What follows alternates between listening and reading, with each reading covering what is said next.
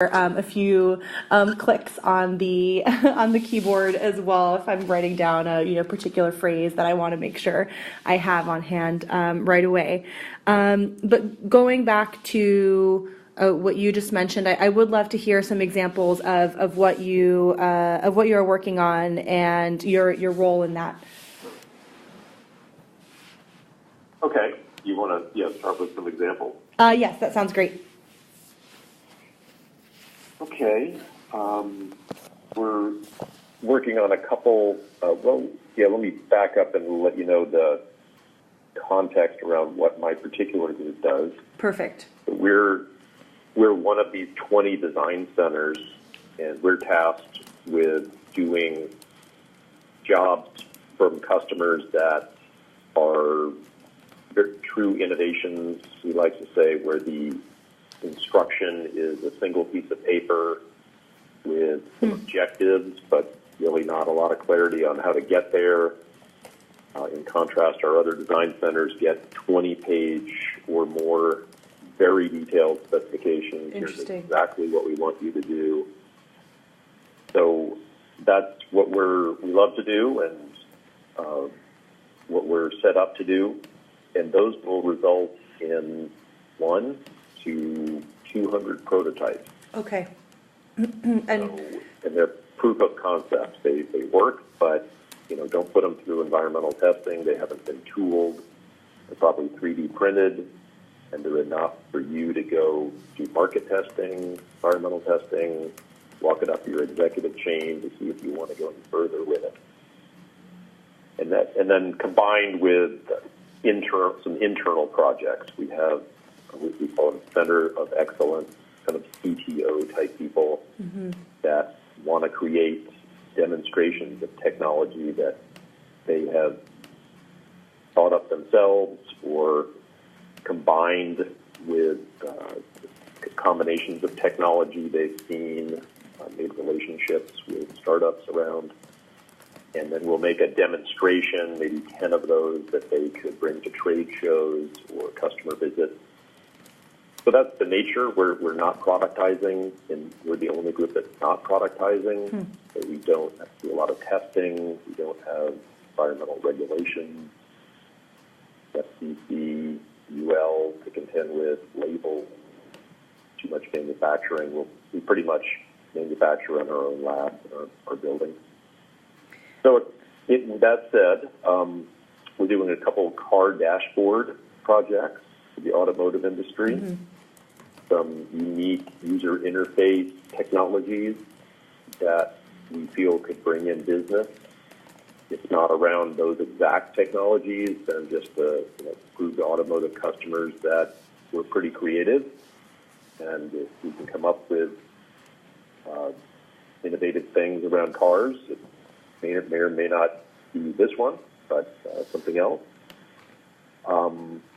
We did a project last year for a shoe company up in the Portland area, actually their textile group, and this was something that involved ventilation. They did not know where it was going to lead. They just wanted to take a journey with us, and they would take the results, which was going to be a quantity of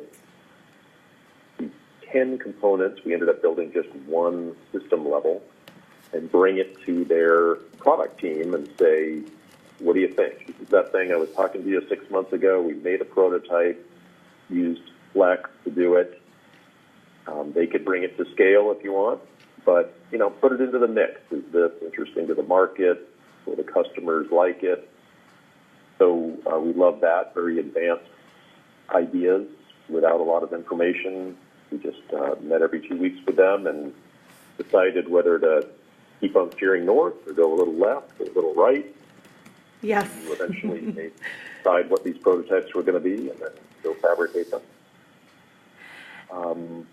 Another example, we center around IoT, putting sensors and power solutions in things you wouldn't expect. That jacket, so we've done 2 shoe insole projects for an internal investigation after getting a lot of inquiries from customers. we put some sensors in a trash dumpster to sense the fill level of the trash so that the company could send out a pickup truck only when filled.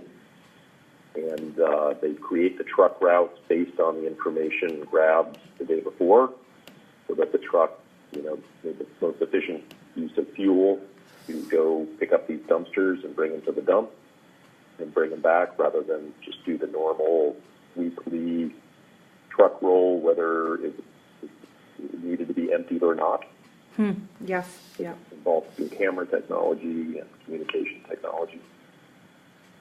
So those are a couple. Should I keep on going? Great. No, those are great examples because it gives me a sense of, just how sort of new to the world many of these products are, and how how you think about them. And I would love to learn a little bit more about you and how you entered kind of this world of product design, and if you could talk a little bit about what design, what your concept of design is. I'll call it, I want to call it definition, but I also recognize that might be overly, I don't want it to be falsely precise. Yeah, my sixth company now. I've been around Silicon Valley my whole career since I got out with a master's degree from product design in '87. And I was also undergrad in '86. I think they told me I was going to be the last person they'd allow to go straight through. But I took advantage of that. That's great. You got to sneak in if you can. Yeah. I was also an athlete, and I redshirted, so I had a fifth year, and it was all paid for. So I think I kind of used that to convince them that that's made sense in a lot of ways. So, it's kind of funny. One day I was at the Design Loft. I assume you know that area, right? Behind Tressider. Yes. Yep, I was had a desk at the Design Loft, and one of the master's students came in my senior year. He said, "Anybody want an internship at Hewlett-Packard?" Our intern canceled. I quickly ran over to him and said, "Yes." So went down to Cupertino to the vast site, which is now the Apple spaceship. They built. Yes, I've seen that thing. Yeah, I have to go down. I haven't seen it since the census went down. But I worked there. It took 10 minutes to walk from one end to the other. It was an HP boring architecture. But, and then I did well there, and I got a permanent job. I never had to interview. I never had to show anybody my resume, my transcript, or anything. It's a great, that's what Stanford can do for you. Definitely. So I basically started designing computer parts, a lot of plastic and sheet metal in that internship, and then at all my jobs. So it's basically been electronic enclosures, some kind of PC board in a sheet metal or plastic box. That sounds kind of boring, but that's what a lot of product designers end up doing. And I think the more fun ones are when they involve a lot of industrial design and user interface. It's not a piece of sheet metal in somebody's back computer closet that only the technicians get to touch. So I've gotten a lot of those. HP was, ID was out of a cookbook. If you wanted a button, that was chapter 6. And I told you exactly the dimensions and the color. So that was, interesting to learn about. If you had a huge corporation, you want everything to look the same. How do you do that? So really cut my teeth at HP, and then probably had the most fun ID-wise at Silicon Graphics, which another interesting campus. Now it's the Google campus. Yes. Silicon Graphics built the two main Google campuses off Shoreline Boulevard, and now it's Google. So SGI made graphics computers, sold them to the movie industry for special effects for one purpose, but also they were used for mechanical engineers to design more computers. So that was great, getting to use the computer I was designing. and they really believed in design. It didn't look like a product that the customers were designing, then we failed. So everything was over the top in color, in curves. There were hardly any flat surfaces. And this was at the time that, Apple was doing great stuff in the late 80s, early 90s. And we were sold to professionals, not at retail, so nobody quite noticed our IDs as much as Apple. But I like to think we were doing just as cool stuff as Apple was in those days. Yes. So that was super challenging. I worked with some really top flight ID people who are famous now, kind of starting out. We hired the best ID people from Silicon Valley, San Francisco, get to work with them one-on-one to turn their creations into manufacturable parts.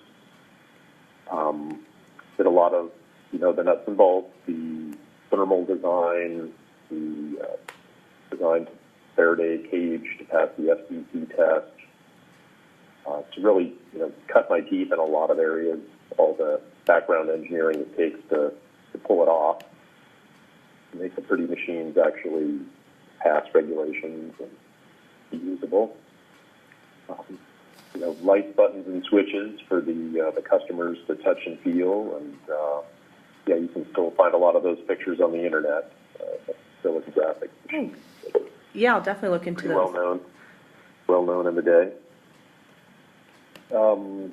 Did a little medical, but it was essentially a rolling computer on wheels the size of a shopping cart for ultrasound. That just got me a lot of large scale, low volume. I guess that's something notable. Your high volume, your tool sheet metal and injection molded plastic, and that's about all you get to work with for the cost. But low volume, band casting, weldment, vacuum forming, painting, those things. So that's kind of more fun. Yes, yeah, I can imagine. Many more processes. So die casting. And then I had a long stint at TiVo, the television recording firm. 10 years there, doing 6 or 7 set-top boxes with the beautiful remote control that they had crafted before I got there. And it's a dog bone shape that people have tried to copy in many, many ways. So I had a great time there. It ended up being a lot of cut and repeat every year. And we did great ID, but the DVR is also a commodity. You order one from your cable company and they drop it off. There's no choice in the matter. Right. So we were the choice, but always struggled with marketing about the value of ID. So they told us point blank, people don't care. It's a box. They buy it and put it under their TV. They are used to not having choice. We don't have any competitors. Don't worry about it. But we were very passionate. I hired an industrial designer, and a lot of battles about spending an extra $5 to make it look really, really good. But that hit our bottom line. So that was a good lesson there. Yes. A lot of compromises were made. I had to walk down my ID guy quite a few times. It still meets 90% of your vision. Sorry, we're just not going to be able to pay for that last 10%. That last 10%.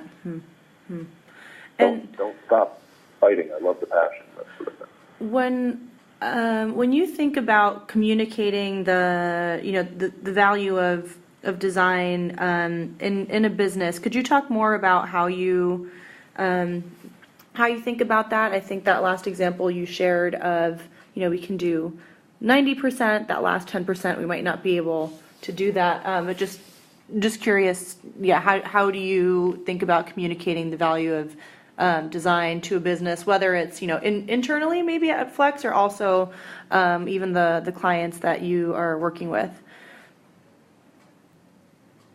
Yeah, at Flex, just to touch on that for a little bit, what I'm doing now, we're not doing any of our own IDs. Sometimes the customers will come in with their own IDs, once we hired an IB firm in San Jose, or else we just do it ourselves. The customers, you know, we want to do what we, you know subliminally it counts. Yes. That in any presentation, people are going to go, that looks really junky, I don't want it. And they didn't ask for it. It passes everything else they wanted, but subliminally it's just tarnished because of some poor fit or color or texture that's not there. So I always want to make everything we do look good. And I use the statement a lot. Look, if you don't love it, then we're not doing it.